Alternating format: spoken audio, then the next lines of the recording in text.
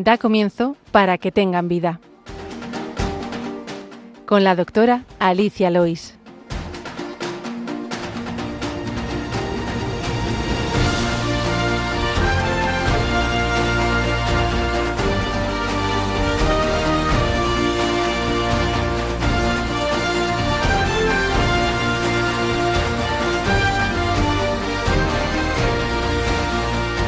Muy buenas, queridos oyentes de Radio María, bienvenidos al programa Para que tengan vida, dedicado a la medicina. Les habla Alicia Lois, médico de familia. Hoy nos acompaña, como otras veces y como ya anuncié en el último programa, el doctor Eulogio Benito Martín, especialista en traumatología, para que hablemos de patologías y fracturas de la cadera. Muy buenos días, Eulogio. Hola, buenos días, Alicia, y muchas gracias por esta nueva invitación. Saludo a nuestros queridos oyentes de Radio María. Bueno, pues también en el control, como siempre, nos acompaña José Luis Lois. Muchas gracias, José Luis. Buenos días, Alicia, buenos días, Eulogio, y buenos días a todos los oyentes y equipo de Radio María. Y en este último lunes ya de la Pascua, próximos a Pentecostés, pues hablaremos en el problema médico de hoy, como he dicho, de las patologías más frecuentes en la cadera, también de la fractura, de la artrosis, los signos y síntomas, cómo se puede presentar. Desde la experiencia de este traumatólogo, que pues es muy grande, analizaremos pues el diagnóstico, cuándo hay que hacer pruebas, su manejo y su tratamiento. Y en la sección de primeros auxilios hablaremos de qué hacer ante una persona que se cae en el suelo. Finalizaremos, como siempre, con la oración de los niños que hoy nos manda María. Les recordamos que tienen varias vías para contactar con nosotros. Pueden escribir sus preguntas al correo del programa, que es paraquetenganvida@radiomaria.es.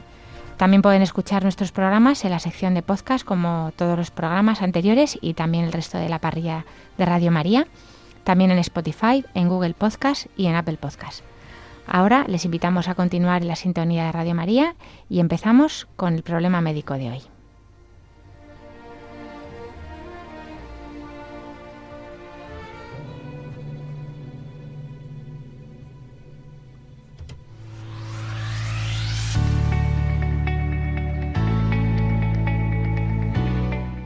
El problema médico de hoy.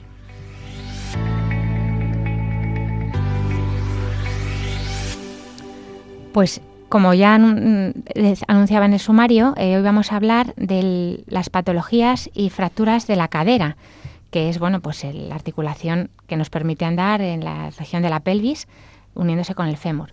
Es una patología muy importante. Ya en el anterior programa, cuando estuvo aquí la traumatóloga más dedicada a la patología infantil, hablamos de algunas que también hoy vamos a repasar porque, claro, estos pacientes llegan adultos. Así que, Eulogio, si quieres, cuéntanos un poquito, pues de qué nos quieres hablar hoy para ir adentrándonos en este tema tan interesante. Pues hoy intentaremos dar un repaso a las patologías más frecuentes que en algún momento de nuestra vida alguien va a sufrir, de algún conocido, incluso nosotros, sobre las fracturas de cadera en dicha región. Y espero que podamos dar un poquito de luz y pequeños conocimientos a los pacientes para afrontarlas mejor y prevenirlas en ocasiones. Repasaremos un poquito también la anatomía y pues decir que el dolor de cadera es un motivo frecuente de consulta, tanto en las consultas de atención primaria como, por supuesto, en la consulta que llega al traumatólogo, con una prevalencia que aumenta con la edad, como es lógico, también por el envejecimiento, manifestándose principalmente como artrosis con síntomas en el 5% de la población adulta y en el 10% si ya estamos hablando de más de 80 años. Más frecuente en personas con sobrepeso, obesidad, también en mujeres.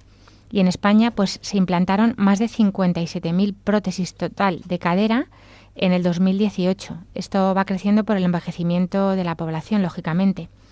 También es frecuente patologías más leves como la trocanteritis, que es una inflamación del trocánter, que ahora explicaremos un poquito lo que es. Digamos que es la zona donde apoyamos al dormir, la zona de la cadera, ya que entre el 10 y el 25% en población activa y mediana edad tiene esta patología y, por supuesto, pues con mucha más morbilidad, que es pues mucho más problemas añadidos, estarían las fracturas de cadera, que en España se producen entre 40.000 y 45.000 fracturas al año, lo que lleva a un coste de unos 1.500 millones de euros al año, que es una barbaridad, pero sobre todo un coste personal y humano, ¿no?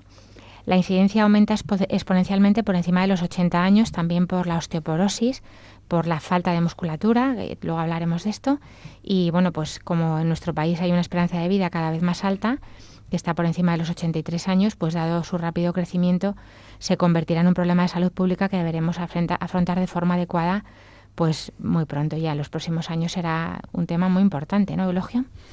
Así es, de alguna manera, como comentamos antes, en algún momento seguro que conocemos a alguien o sufrimos alguna patología relacionada con la cadera a lo largo de nuestra vida. Entonces, en este programa vamos a intentar dar un repaso a aquellos cuadros más frecuentes, intentando explicar en qué consisten y qué podemos hacer o cómo se trata. Desde un repaso por las patologías que son frecuentes en la infancia, como en el programa anterior se trató alguna de ellas, la displasia del desarrollo de la cadera, la sinovitis transitoria, la epifisiolisis y también otros cuadros que son más banales como la trocanteritis, el síndrome de choque femoroacetabular en la Edad Media, y acabaremos, por supuesto, con los cuadros más frecuentes, que es la artrosis de cadera y las fracturas de cadera en ancianos. Y hablaremos también de la osteopatía del pubis, que es un trastorno frecuente más en deportistas y futbolistas, sobre todo, que alguno ya conocerá. Bueno, pues para poder entender mejor por qué duele la cadera, cuéntanos un poquito, repásanos la anatomía, cómo está formada, qué la caracteriza, Eulogio. Bueno, pues en principio la cadera es la articulación más grande del cuerpo humano. Es fundamental para que podamos caminar y soportar el peso de nuestro cuerpo. Para ello, lógicamente, tiene una gran estabilidad y bastantes movimientos. Es compleja y muy robusta y está sometida a grandes cargas. En principio podemos decir que está formado por dos huesos. Uno es la pelvis en su conjunto y el fémur. La pelvis en su conjunto está formada por tres huesos, que son dos huesos grandes, que son el hueso ilíaco y el sacro, configurando los tres un anillo que sustenta todo el tronco y la columna vertebral. Pues en la zona de ese hueso ilíaco, que es como una pala, hay una zona como una cavidad que llamamos acetábulo, y ahí es donde se articula la cabeza del fémur, formando de esta manera la cadera, una derecha y izquierda. Está recubierto lógicamente de cartílago y esto nos permite movimientos que se realicen de manera suaves y amortiguar las cargas. Para que esto sea una articulación y tenga su estructura, pues como en otros programas hemos hablado de las articulaciones sinoviales, pues tienen una cápsula articular. Es una especie de bolsa que lo que hace es mantener el líquido articular, producir y a su vez reabsorber, manteniendo la función que es que el cartílago se nutra. Es como el aceite en los coches que hace falta para que el motor funcione, pues eso tiene que tener un líquido sinovial y una cápsula. Esa cápsula es lo que lo contiene. Y luego, pues lógicamente, todos los ligamentos, en el caso concretamente de la cadera, el labrum acetabular, que luego hablaremos sobre su patología, y las diferentes estructuras, bursas, que lo que hacen son bolsitas de protección entre el roce entre huesos y tendones para evitar que se enfermen, y lógicamente músculos y tendones, que al final todos en sí van a permitir hacer los movimientos que tiene la cadera, que son los movimientos de flexión, como si lleváramos la rodilla hacia nuestro pecho, el de extensión, que es como si diéramos una patada hacia atrás, el de aproximación, que es cuando juntamos o cruzamos las piernas, el de separación, cuando separamos las piernas, y luego ya los de rotación interna y externa, pues cuando llevamos el pie hacia afuera o hacia adentro. Vale, hoy estamos hablando del dolor en torno a la cadera, tanto traumático como no traumático, y también algunas patologías de la infancia. ¿Cuáles son los síntomas clínicos en los que te fijas para abordar el dolor de cadera, Eulogio? Bien, hay cosas que son comunes a toda exploración, pero lo primero que siempre nos preguntamos es unas preguntas muy claras, que es que ¿dónde tiene el dolor? ¿Desde cuándo? Si ha habido algún traumatismo previo y si ha tenido que tomar algún medicamento, ¿vale? Con estas respuestas, pues ya de alguna manera vas un poco teniendo la idea de qué cosas pueden tener. Y automáticamente te vas a hacer una exploración en la que buscas si hay inflamación, si hay alguna zona de hematoma, dónde está localizado el dolor. Es muy importante. En la cadera básicamente el dolor se localiza en tres zonas. En la parte anterior, que es la ingle, en la parte lateral, que es la zona que hemos hablado del trocánter, que luego hablaremos también, y en la zona posterior del glúteo. Ahora hay que tener en cuenta que mucha gente viene con problemas de espalda y que vienen y les dice ¿dónde le duele? Y te ponen la mano justo en la zona del culete o en la zona baja de la zona lumbar diciendo me duele la cadera. Bueno, pues eso no es el dolor propiamente de la cadera. El dolor en la cadera más frecuentemente se produce hacia la zona anterior, la zona lateral, y solo muy ocasionalmente en esa zona. Simplemente son cuadros que hay que un poco diferenciar. También tenemos que tener en cuenta que a veces a nivel de la ingle hay algunas estructuras que pueden simular un dolor en cadera. Si estas están asociados de bultos, tenemos que pensar en una posible hernia inguinal o crural, que lógicamente pues se pueden remediar con un dolor de cadera. Sí, siempre importantísimo explorar al paciente. Hay que tocar y ver en qué posturas le duele más y, claro. y con qué mejora o con qué empeora. Luego también tenemos que ver claramente cuál es el arco de movimiento. Cuando hay una artrosis de cadera importante, pues se va a limitar mucho, sobre todo la flexión y las rotaciones. Bueno, como hemos dicho antes, la cadera tiene varios arcos de movimiento y en relación a que eso se produzca de manera activa, quiere decir que lo pueda producir el paciente solo o que tú le estés explorando y puedas moverlo, pues vas a ver en qué grado no esa articulación puede estar más o menos afectada. También en la cadera, al explorarla, tenemos que explorar la extremidad entera y ver si existen dismetrías o deformidades, ¿vale? Porque igual puede pasar. Ya hablaremos luego de la displasia y el desarrollo de la cadera, pero aquí ahí se produce una dismetría porque la cadera sale de su sitio, pero puede pasar porque uno tenga una prótesis y se le haya salido.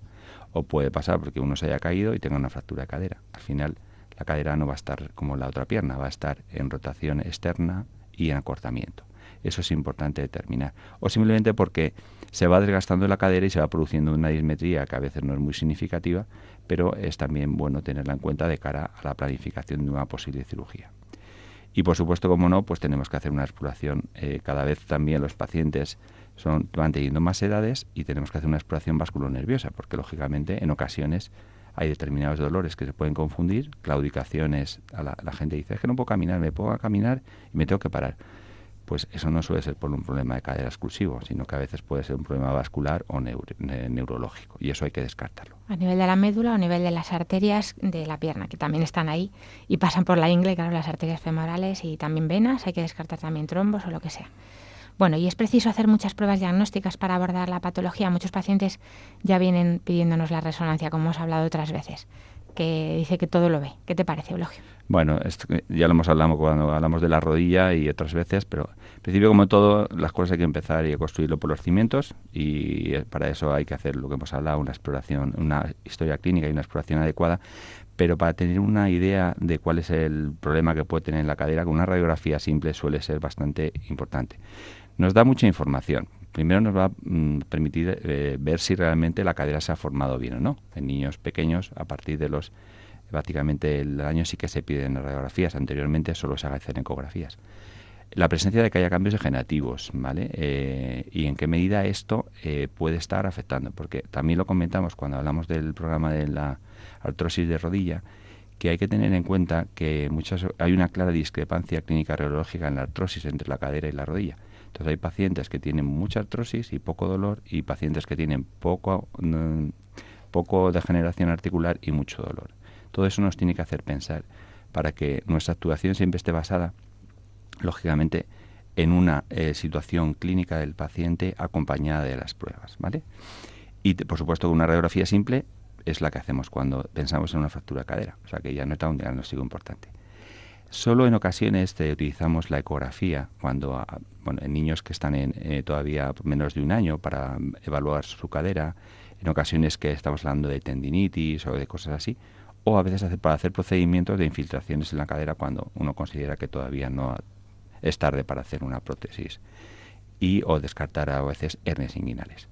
La resonancia en la cadera se reserva para dos casos fundamentales. Cuando tenemos un dolor en una cadera de paciente joven, que sospechamos una alteración del labrum articular o una afectación del cartílago, y en pacientes que tienen un dolor que no cuadra mucho con los hallazgos radiológicos y sospechamos en una necrosis de cadera. La necrosis de cadera no la vamos a dar mucho en este programa, pero sí que solo resumir dos casos.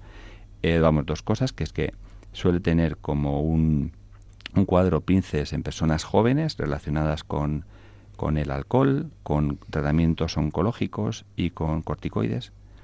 Eso suele ser un cuadro muy brusco, dolor muy intenso. Y también luego hay un cuadro, otro escalón de personas en torno a los 70 años, sin una clara causa, que empiezan a tener dolor. Radiográficamente no está muy mal, y bueno, ahí la resonancia nos ayuda mucho a saber qué tener que hacer, ¿vale? La otra prueba que utilizamos a veces puntualmente es el TAC. El TAC se utiliza principalmente para cuando hay sospecha de una fractura que no está clara, confirmarla, ¿vale? y a veces, excepcionalmente se utiliza la resonancia para diagnóstico de fracturas. Vale, pues gracias, Eulogio, porque nos queda claro que es historia clínica, por supuesto, exploración. Radiografía puede ayudar muchísimo y en principio pedimos una radiografía simple en 2 proyecciones, como hemos dicho otras veces, y si hace falta, pues ya el especialista, si tiene que descartar otras cosas, pues resonancia o incluso TAC.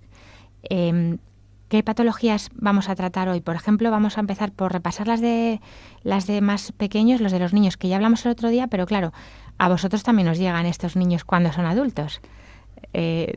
Aunque los veamos también, hemos comentado en niños, pero repásanos un poquito para tenerlo esto en cuenta también. Damos un repaso, aunque dejaremos puntitos claves sobre las patologías que pudieron ser tratadas ya en otros programas. Vamos a hablar sobre la displasia del desarrollo de la cadera rápidamente, sobre una enfermedad que es la necrosis avascular, la enfermedad de Perthes, la sinovitis transitoria de la cadera, que es muy frecuente, ya mencionados, y repasaremos un poquito 2 pinceladas. Una cosa que es menos frecuente, pero es muy limitante, que es la episiosis capitis y es fundamentalmente necesaria diagnóstico precoz. Y una cosa que es una consulta frecuente a veces, que es tampoco muy trascendente, pero es importante tener en cuenta, que es el aumento de la anteversión femoral en los niños.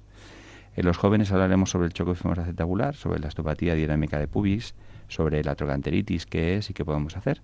Y ya en adultos y más mayores, pues sobre la artrosis de cadera y las fracturas de cadera. Vale, pues vamos con la displasia del desarrollo de la cadera desde el punto de vista del traumatólogo general, que pues cuéntanos un poquito, displasia del desarrollo de la cadera. Muy bien, antes era un término que se utilizaba antes como luxación de la cadera y ya se llegó a un consenso y se utiliza displasia, porque realmente es en el desarrollo de una cadera, los niños, la cadera tiene que estar centrada en la cabeza del fémur con el acetábulo para que pueda configurarse esa articulación tan estable que se configura en el futuro. Entonces, hoy en día en nuestro sistema sanitario y con la buena educación y trato y cuidado de los pediatras, sobre todo, porque esto muchas veces se detecta en el mismo día que uno ha nacido, sí. ¿Vale? Pues eso facilita que los cuadros se queden prácticamente en procesos como son de desarrollo, que no lleguen a mantenerse fuera de su sitio y el paciente, al final el niño, se desarrolle con normalidad. La dificultad aquí está en que los niños no caminan, entonces, claro, no ves que cojea. Esto pasa en países, lógicamente, en unos sistemas sanitarios, pues que no tienen una sanidad pública y menos cobertura, pues que claro, cuando se dan cuenta que un niño camina mal, pues cuando el niño empieza a andar. Con lo cual claro, eso ya más mayores y más tarde. Es lo que hablamos, que entonces los pacientes que hoy en día estamos viendo nosotros son pacientes que en su día, que no había tanta educación desde el punto de vista pediátrico, pues que ahora mismo pueden tener 30, 40 años, ¿sabes? Pues eso sí que desarrollaron su displasia, que es en este caso, que la cadera se desarrolló fuera de su sitio y al final lo que les ha generado es una artrosis importante que llega a un momento determinado que es muy limitante. O sea que ya con 30 o 40 años lo podéis ver vosotros y ahí ya sí pueden incluso necesitar prótesis, claro, a edad muy temprana, claro. La gente con esta edad o la gente que tiene prótesis a esta edad suele ser porque viene por un proceso de eso, ¿vale? Uh-huh. Y otra cosa que estamos viendo pues son casos que veremos, niños que todavía son muy jóvenes de países extranjeros con otro cuidado, pues que tienen una displasia y que eso es un poco con respecto a esto. Vienen aquí, pues eso, migrantes que no se les ha diagnosticado neonatos y os los encontráis. O sea, nosotros podemos estar donde estamos, podemos estar tranquilos en el sentido, pero es verdad que hay otros países que sería bueno una mayor formación mínima en simplemente esto, porque lógicamente evitaría muchos problemas de cara al futuro, claro. No nos metemos en el tratamiento porque ya en el tratamiento precoz, como son los neonatos y niños pequeños, ya lo hablamos el pasado día. La enfermedad de Leckalve-Perthes, conocida como enfermedad de Perthes, que ya nos lo dijo también Carmen el otro día, repásanos qué es y cómo se produce. Sí, pues muy sencillo. Lo hablábamos antes de una necrosis. La necrosis es una muerte de parte de la cabeza del fémur y no se sabe por qué. Lo que sí que se sabe es que hay un pico de edad entre 4 y 8 años y que el pronóstico es mejor siempre que es uno menor de 6 años. Se suele debutar con un cuadro de cojera y que la mayoría de las veces el diagnóstico suele ser por un estudio se insinúa a veces con una radiografía, pero casi siempre en estados precoces es con una resonancia. El tratamiento suele ser de descarga durante un tiempo y la evolución es muy variable. Hay un alto porcentaje de niños que acaban curándose porque su cadera no sufre deformidad y si no sufre deformidad no se va a deteriorar, con lo cual se va a desarrollar bien. Y un número menor que sí que en algún momento determinado requieren algún tratamiento quirúrgico o alguna cosa. Por eso que tiene que ser un tratamiento muy individualizado entre muchas disciplinas, principalmente ortopedia infantil, y buscando que la cabeza siga siendo esférica, por eso se le descarga durante un tiempo. Muy bien, y otra patología más leve, por supuesto, es la sinovitis transitoria de la cadera, que es una inflamación temporal. Cuéntanos un poquito de esta. Sí, es el típico cuadro de un niño que está o ha estado durante unos 10-15 días malo de algún cuadro de vías respiratorias altas, o casi siempre víricos o gastrointestinales, y que de repente empieza a cojear y que no puede caminar bien. En esos casos, la mayoría de las veces no hay una gran limitación de la movilidad pasiva, y el tratamiento va a ser tratamiento con reposo, descarga, con algún antiinflamatorio. Lo normal es que los cuadros se resuelvan entre 48 y 72 horas. Es una manera, hay que tranquilizar mucho a los padres, y si este cuadro se mantiene más de una semana o así, pues sí que sería bueno reevaluarlo. Vale. La epifisiolisis capitis, primero dinos qué significa la epífisis, que es la parte del hueso específica que vamos a tratar. Vale, pues la epífisis es la parte más próxima. Bueno, la zona, el hueso tiene varias partes, diáfisis, y la epífisis es como de los extremos donde los huesos se articulan. Entonces, la diáfisis es la parte larga del centro, ¿no? Como lo duro. Y las epífisis sería como lo que está recubierto de cartílago, por así decirlo, ¿vale? Entonces, debajo de esa zona de cartílago suele estar una línea que es la línea de crecimiento, ¿vale? Los niños, claro. En los niños. Entonces, ¿qué ocurre? Que esto es como el niño, la mayoría son niños con un poquito de sobrepeso, unas edades entre 10, todavía época adolescente, 10, 14 años, adolescente temprana. Entonces, ocurre como si nosotros nos quitáramos un gorro, que lo dejamos caer un poco y no está en su sitio, ¿no? Pues pasa con eso. La epífisis se desplaza sobre el cartílago de crecimiento y se queda como descolgada hacia abajo. Eso conviene detectarlo precozmente porque, lógicamente, si no, hay que tratarlo y en principio todos hay que operarlos, con la mayoría con un tornillo que lo fija, porque si no, en el futuro va a tener una predisposición a una artrosis muy precoz. Y una cosa importante aquí es que muchas veces ya se ha diagnosticado, se conoce que hay una predisposición muy alta para que la otra cadera, estando sin síntomas, también se le pueda producir. Y en muchas ocasiones, tras hablar con los familiares y todas esas cosas, se le suele realizar una fijación profiláctica de la otra cadera con un tornillo solo para evitar que ese cuadro se pueda ocasionar. Porque normalmente la que está afectada, ¿con cuánto tornillo fijáis? Casi siempre es con uno. Con uno también. O sea, bueno, en este caso lo más importante sería evitar el sobrepeso también. Bueno, y estar pendiente de los síntomas que empiezan con dolor, entiendo. Suelen empezar con cojera. Con cojera, vale. Cojera y dolor. Pues para acabar con la patología infantil, una duda, así curiosidad, ¿por qué hay niños que meten las piernas hacia adentro al sentarse? Como se sientan como con en vez de como en mariposa que digo yo toda la vida, con los pies hacia afuera y las rodillas hacia adentro. Como los indios. Bueno, pues sí. Es que los niños, como están en crecimiento, tienen el ángulo de la cadera, hay un ángulo la cadera está dirigida hacia adelante, se llama anteversión. Eso que hace que predispone a que cuando nosotros nos ponemos boca abajo, los pies van hacia adentro. Entonces, y por supuesto, al tener más anteversión, nos es más fácil poner los pies sentados debajo del culete. Entonces, simplemente como la mayoría de las veces, como son niños que cuando consultan esto son edades muy tempranas, en torno a los 4, 6 años o así, todavía tienen mucho potencial de crecimiento y simplemente hay que hacer 3 recomendaciones. Una, principalmente, que es algo que se puede revertir perfectamente. Segundo, que no tienen que dormir boca abajo para que las piernas no se pongan en rotación interna, que es como habitualmente la gente dice, es que mete los pies para adentro, ¿vale? Luego a veces hay una tendencia natural. Si todos nos hacemos un ejercicio de mirar cómo camina la gente, veremos que no todo el mundo camina con los pies iguales. Es decir, uno un poquito más plante. Lo importante es que no produzca alteraciones en la marcha y esas cosas. La segunda cosa importante es que a la hora de sentarse los niños, que eso pasa mucho en las guarderías, tienen que ponerse con las rodillas separadas, quiere decir nada con los pies por debajo del culete, como si fueran indios.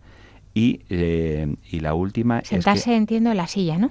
Sí, o en el suelo también. O si se sientan en el suelo, pero con las rodillas separadas, ¿sabes? Entonces, de esa manera estar favoreciendo. Y luego de vez en cuando hacer algún ejercicio muy sencillo, que es que vayan caminando de vez en cuando con los talones juntos. O sea, con la parte anterior de los pies juntos, como si fueran como Charlotte, ¿sabes? Con los talones juntos y las puntas hacia afuera. Claro, ahí está. Vale. Muy bien. Si te parece, antes de la pausa, cuéntanos un poquito, ya nos metemos en adultos. Cada vez escucho más deportistas que les duele la cadera, que tienen el labrum roto. ¿qué es el choque efémero-acetabular? Muy bien, pues es una cosa que en traumatología se ha puesto muy de moda como hace unos 20 años, y de eso se desarrolló mucho porque la gente cada vez corre más y esas cosas, y entonces pues facilita que haya lesiones, y de ahí se ha desarrollado mucho la artroscopia de la cadera, ¿vale? Entonces, bueno, vamos a ver, es una patología principalmente centrada en personas jóvenes y deportistas, ¿vale? El motivo suele ser microtraumatismos, quiere decir, tú cuando estás corriendo, y gente que a lo mejor corre por maratones y esas cosas, o incluso futbolistas, se produce una contusión del labrum. El labrum hemos dicho que es una estructura que lo que facilita es aumentar más la estabilidad, y es como si fuera un triangulito que rodea toda la cadera, ¿vale? Y aumenta la estabilidad de la misma. Entonces, de alguna manera, cuando hay muchos golpes de manera repetida, se produce pequeñas lesiones o sobrecargas en el mismo. Inicialmente puede degenerarse, ¿vale? O puede romperse. O incluso, cuando evoluciona más, lo que va generando se empieza a formar hueso en la zona posterior y superior de la cabeza del fémur. ¿Y esto qué ocurre? Pues que al final, que no es una esfera la que está girando sobre algo circular, sino que es algo que asimétrico, el que va rozando con el labrum y va produciendo progresivamente un mayor deterioro.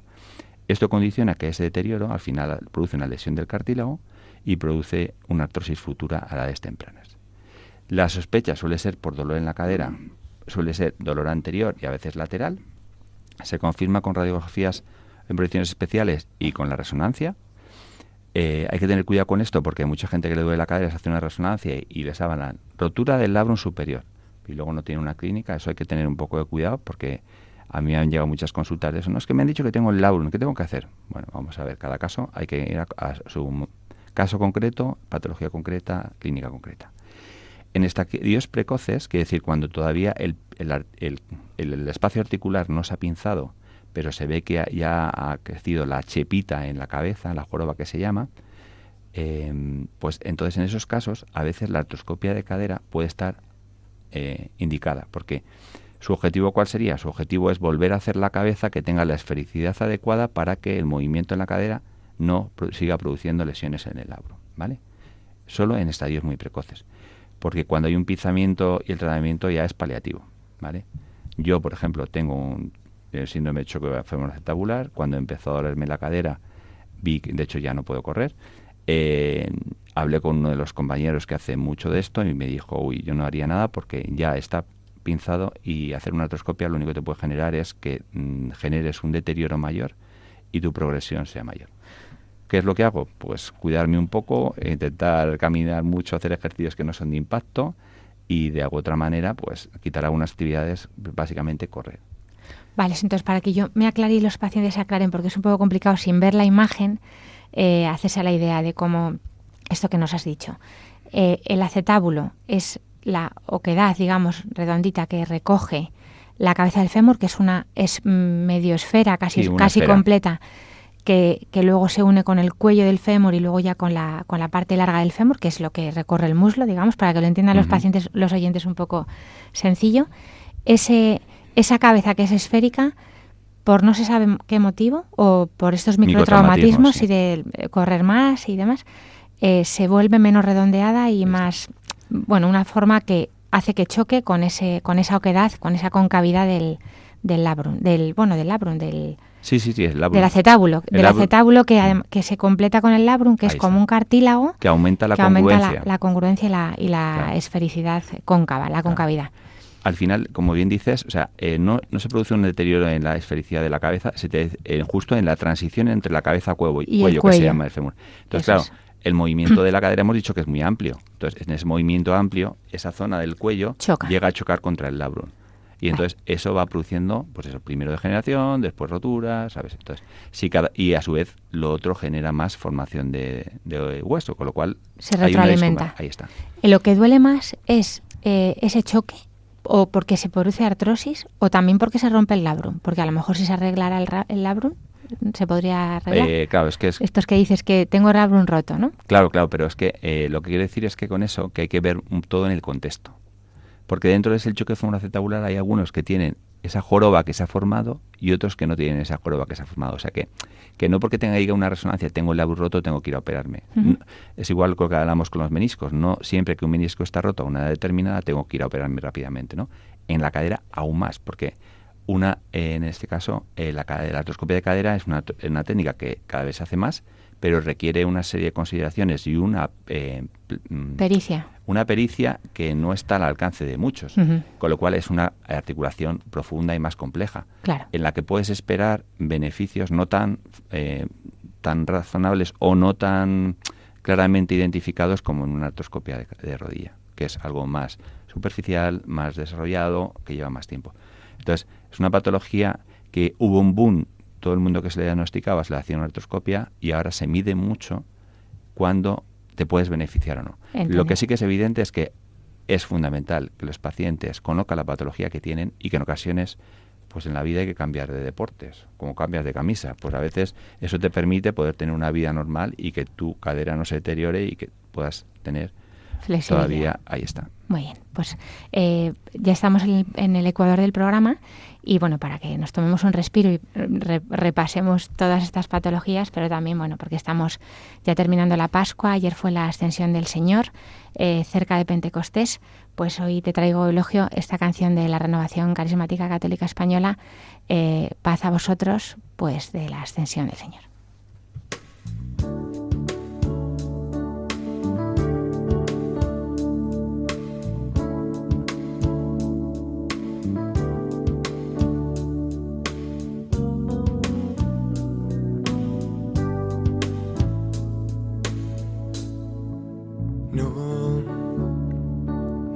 Más por mí, no, yo no estoy muerto, he vencido al pecado, lo he clavado en la cruz,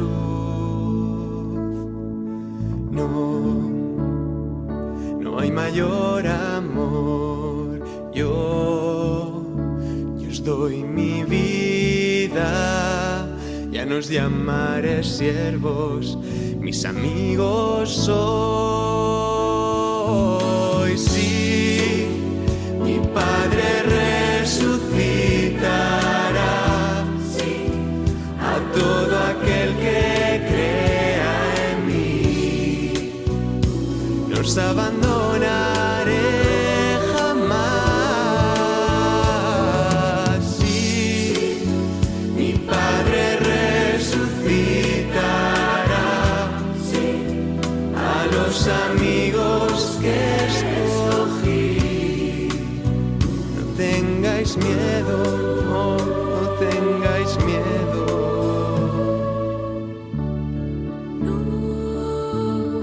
No lloréis, Él no está muerto, ha vencido el pecado.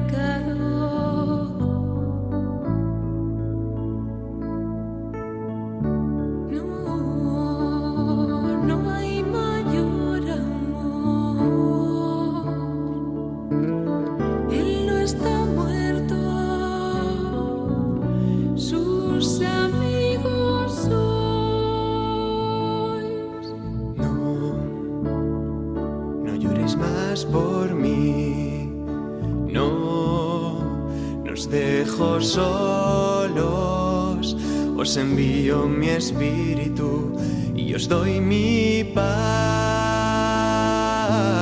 Sí, mi Padre resucitará, sí, a todo aquel que crea en mí. No os abandonaré jamás.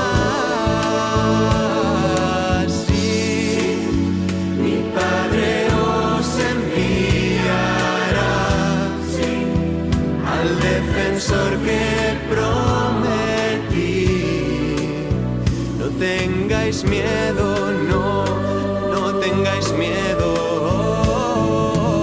Sí, mi Padre resucitará, sí, a todo aquel que crea en mí. No os abandonaré jamás.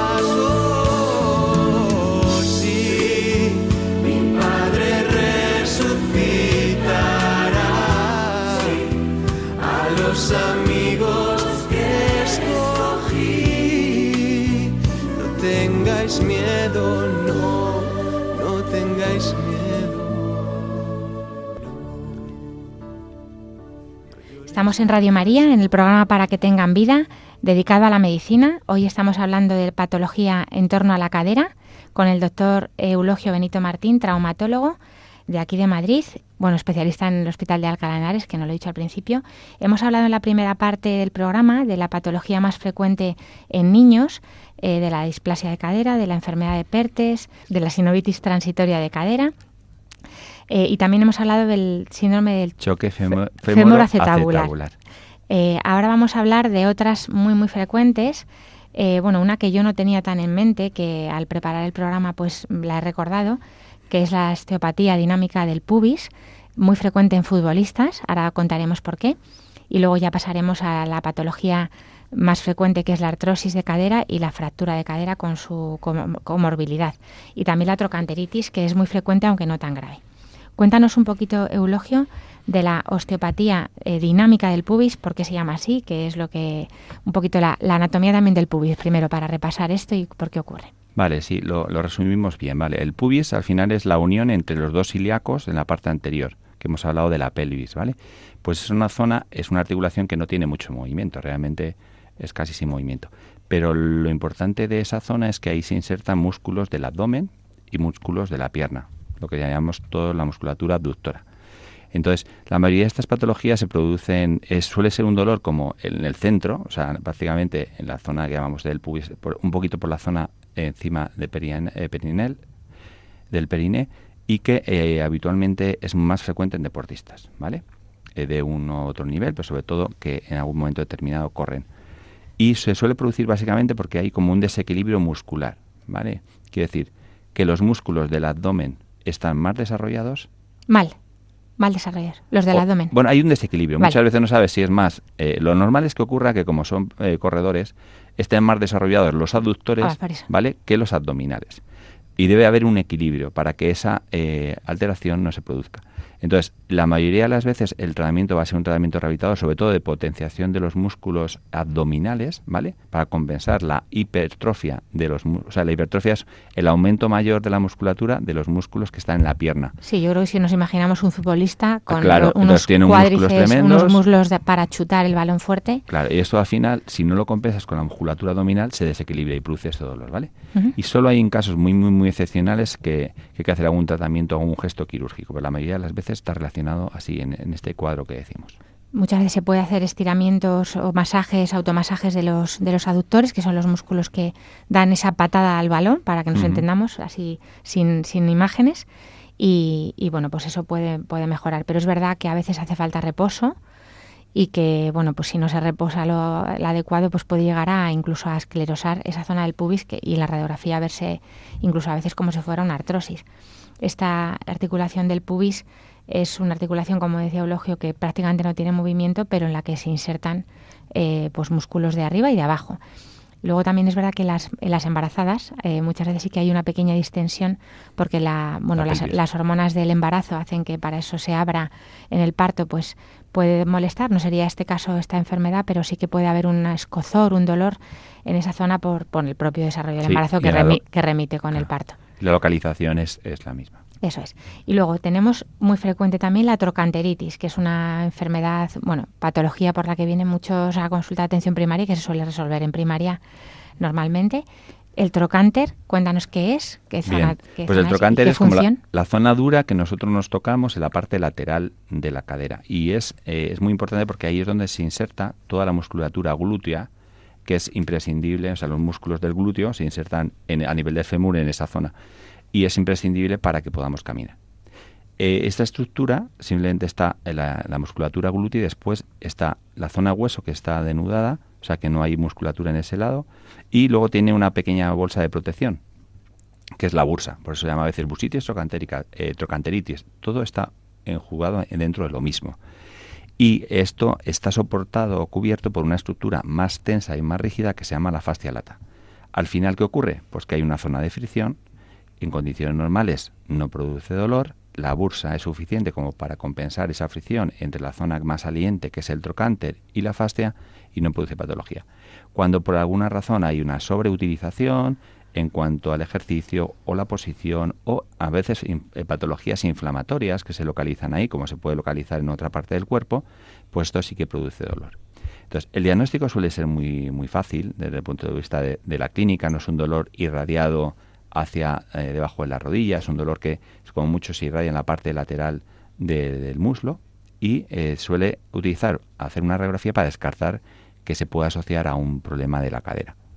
Una vez descartado, el tratamiento suele ser médico, con ejercicio de estiramiento. Hay que intentar evitar. Si hemos dicho que lo tensa es la fascia lata se tensa cuando cruzamos las piernas.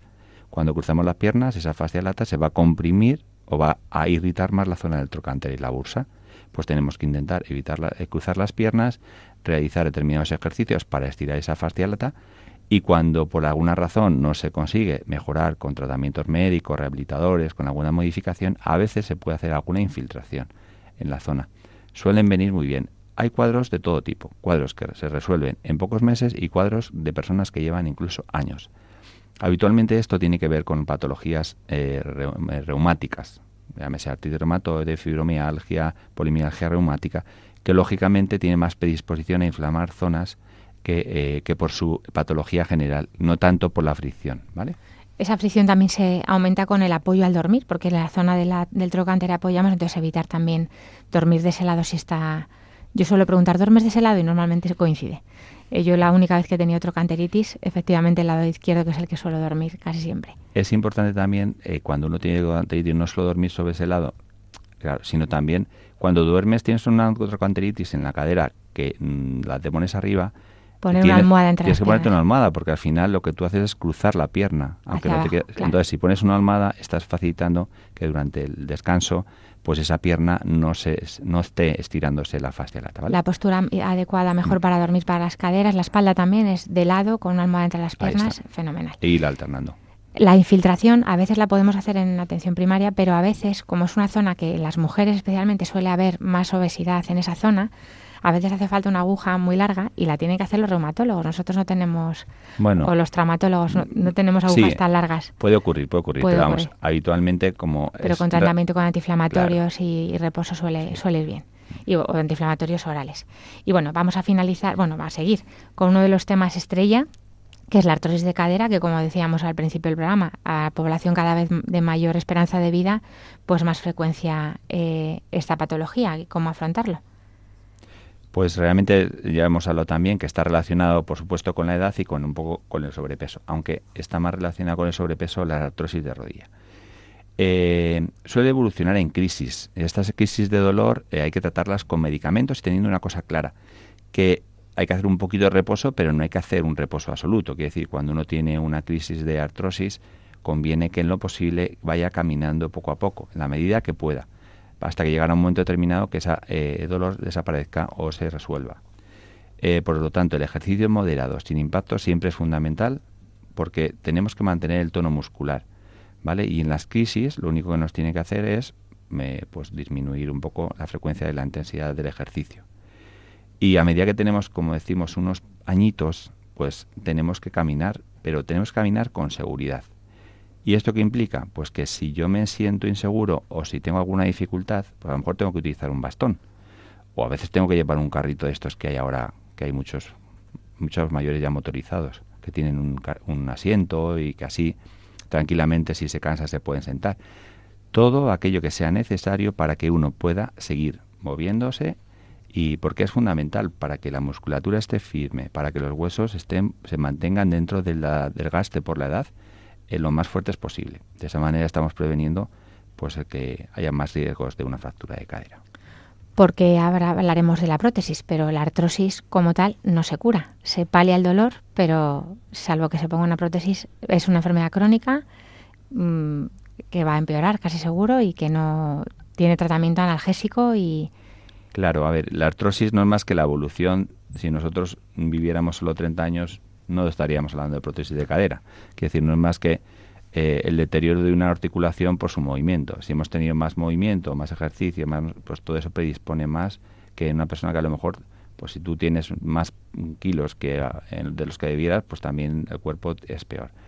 Lo que es importante saber es que, lo hemos hablado también en otro momento, y es importante recordar que al final, bueno, lo diremos después, de la prótesis. ¿Cuándo se pone una prótesis? Pues la prótesis es cuando realmente no solo es porque radiográficamente veas que hay una alteración radiográfica, sino porque los tratamientos que te han ido dando a lo largo del tiempo pues no han sido capaces de mejorar tu día a día, ¿vale? Entonces, podríamos decir que el llegado el momento para indicar una prótesis de cadera sea aquel en el que afecta a tu vida habitual y no se controla con tus medicaciones habituales. Esa sería como la indicación PRINCES.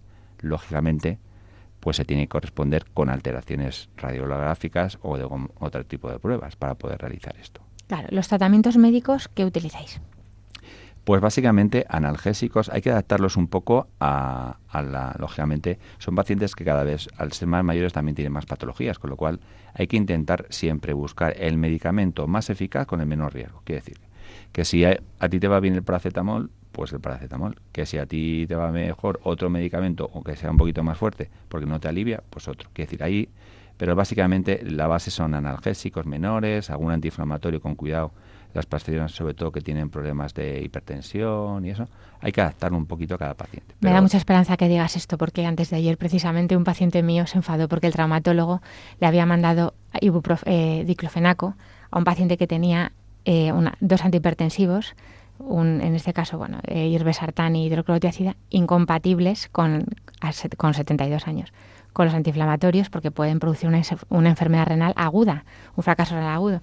Entonces esto no lo entendía el paciente, él decía que se conocía su cuerpo y que podía tomar eso. Entonces ahí luchamos un poco entre médico de familia y traumatólogo, que no debía haber mirado lo que él tomaba, pues supongo, porque no todos los pacientes pueden tomar todo, porque claro, estamos hablando de edades ya peligrosas para otros órganos. Si no funcionan los analgésicos orales, ¿pasamos a infiltrar? En la cadera es diferente, no es la rodilla. Quiere decir, en la cadera las infiltraciones se reservan principalmente para gente joven. Vamos, gente joven, me refiero a adulto joven. Te puedo hablar, pues, 45, 60 años, en los que intentar poner una prótesis de cadera no es lo mejor en ese momento. Entonces, para esos casos, al igual que la rodilla se utiliza más para gente más mayor, aquí no. Aquí las infiltraciones, en principio, en la cadera es una cadera profunda y la reservamos en casos muy excepcionales en gente adultos jóvenes.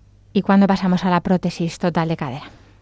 Como hemos dicho, hemos dicho eso, que cuando afecta la vida el día a día de los pacientes y no se controla con las medicaciones habituales, ¿vale? Y que ya intentamos que sea más allá de 65 o 70 años. ¿Por qué?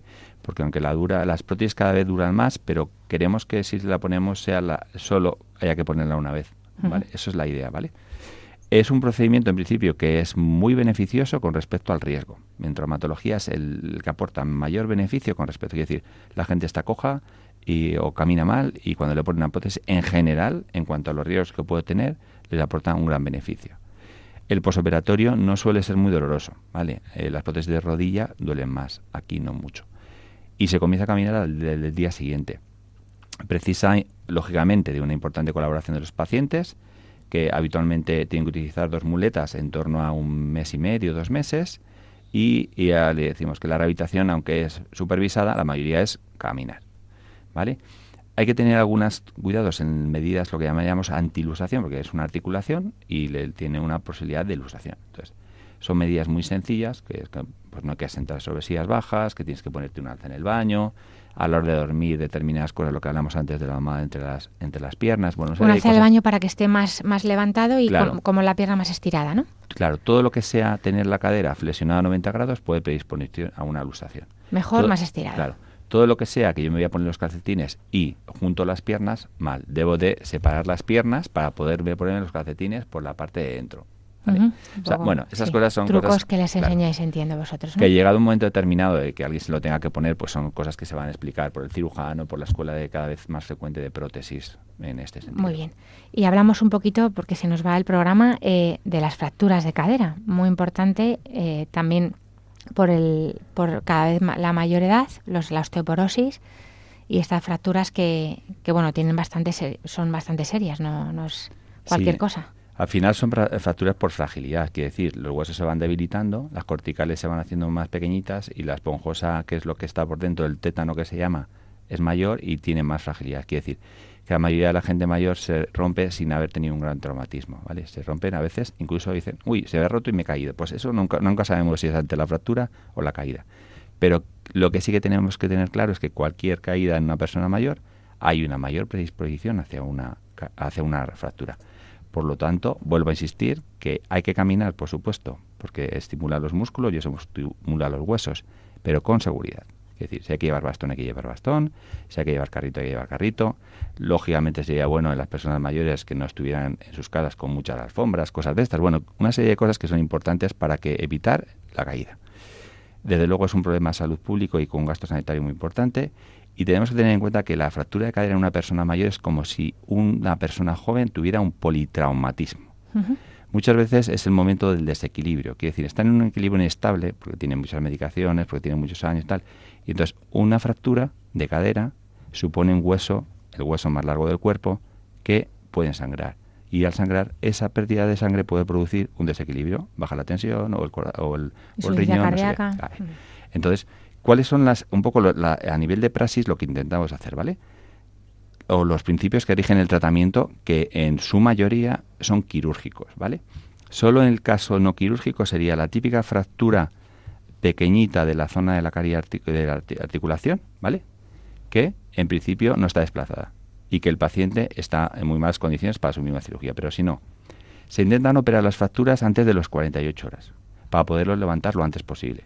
A veces no se puede por circunstancias. Hay pacientes que tienen tratamientos con antitrombóticos y con coagulantes que nos limitan eso. Y, salvo el casos seleccionados, el riesgo de no operarse siempre es mayor que el de ser operado.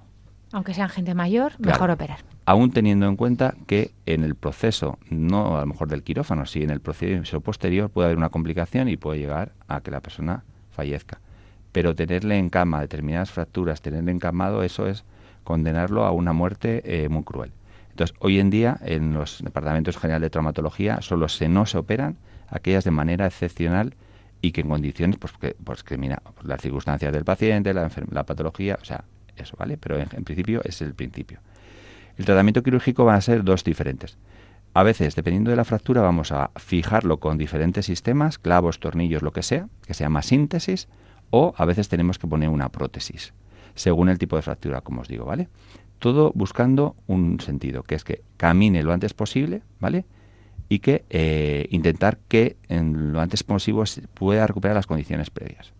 Siempre hay que tener en cuenta que a veces, lógicamente, estamos hablando de unas personas diferentes, 80 años, 92 años. O sea, hay gente hasta que hemos operado hasta de 102 años. El objetivo, si solo conseguimos que se siente y que se pueda levantar, ya es muy importante para la vida y su prevención de escaras, de depresión y demás.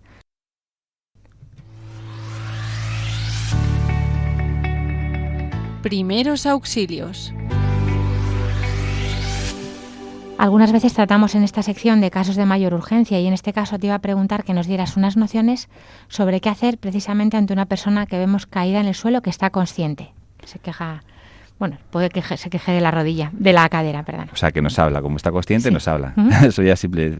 Bueno, pues algo muy sencillo. Ayuda. Primero tenemos que pedir siempre ayuda, al 112, ¿vale? Y luego, lógicamente, si vemos que hay alguna extremidad que está desalineada o mal rotada, extremidades, pues lo que solemos hacer es que las piernas se juntan una con otra y en caso de los brazos se alinean con el tronco. Es lo único que tenemos que hacer, ¿vale? Y dejarle ahí en posición, boca arriba. Porque la fractura de cadera que hablábamos, además de dar dolor, lógicamente, da una deformidad de la pierna, que suele ser lo más frecuente que claro. Una rotación hacia afuera. Se acorta. Y se acorta. Se acorta, entonces tú, si está cortada, pues lo que haces es alinearla con la otra y ya está. Y llamar al 112. Muchas gracias, Eulogio. Pues nada, ya acabamos aquí con el programa de hoy en el que hemos hablado de patología de la cadera más frecuente con el doctor Eulogio Benito Martín, traumatólogo. Y bueno, pues antes de acabar solemos cerrar, si es posible, con alguna oración de los niños. Hemos tenido este mes de mayo muchas primeras comuniones, también ha habido ordenaciones. En Madrid, desde luego, hemos tenido 11 nuevos sacerdotes, de los que damos muchísimas gracias a Dios. Y hoy nos manda su oración María, que ha recibido hace poco su primera comunión. Me llamo María y soy la sexta de 8 hermanos. El domingo 11 de mayo hice mi primera comunión. Fue un día muy especial para mí, porque pude recibir a Jesús por primera vez. Quiero dar las gracias a mis padres que me han enseñado a querer a Jesús, también a mis hermanos, mis profesores y amigas, pero sobre todo a la Virgen María, por lo que me cuida y me quiere. Ahora que le puedo recibir muchas veces, le pido a la Virgen que me ayude a ser cada día mejor. Te quiero mucho, Jesús. Muchas gracias, María. Muchas gracias a Dios por haberse hecho carne para poderle comer y que tú le tengas también en tu corazón. Les recordamos, y ya cerramos aquí, que les hemos hablado hoy de medicina en el programa Para que tengan vida, de la patología más frecuente de la cadera. Hoy hemos hablado con el doctor Eulogio Benito Martín sobre la patología de la cadera traumatológica, tanto pediátrica como en adultos. Pueden preguntarnos sus dudas, sus sugerencias para que tengan vida @radiomaria.es, el correo del programa para que tengan vida @radiomaria.es, y escuchar este programa que se quedará colgado en la página web de Radio María, en el podcast, así como los anteriores y todos los programas de Radio María. Damos gracias a Dios por esta campaña ya terminada de la maratón, que tan generosamente todos los oyentes pues han colaborado, porque sabemos que esta radio no tiene publicidad y se sustenta con las colaboraciones de los oyentes. Y muchas gracias, Eulogio Benito, por tu saber y por tu tiempo tan valioso para nosotros. Te esperamos próximamente en cualquier otro programa de traumatología. Muchas gracias, Alicia. Muchas gracias por haberme invitado y permitirme acercarme a esta Radio de la Virgen, que mi padre me inculcó desde el minuto que él la conoció y que ahora pues desde el cielo nos está viendo. Pues Dios le tenga su gloria. Y también José Luis Lois, muchas gracias, Padre, por ayudarnos con el sonido, como siempre.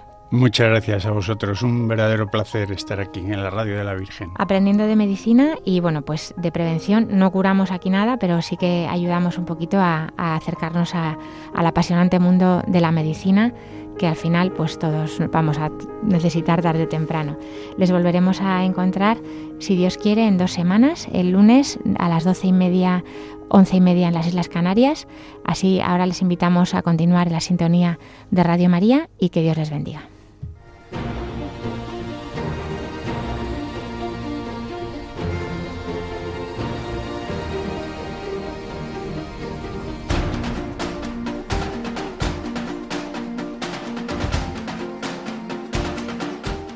Así concluye Para que tengan vida, con la doctora Alicia Lois.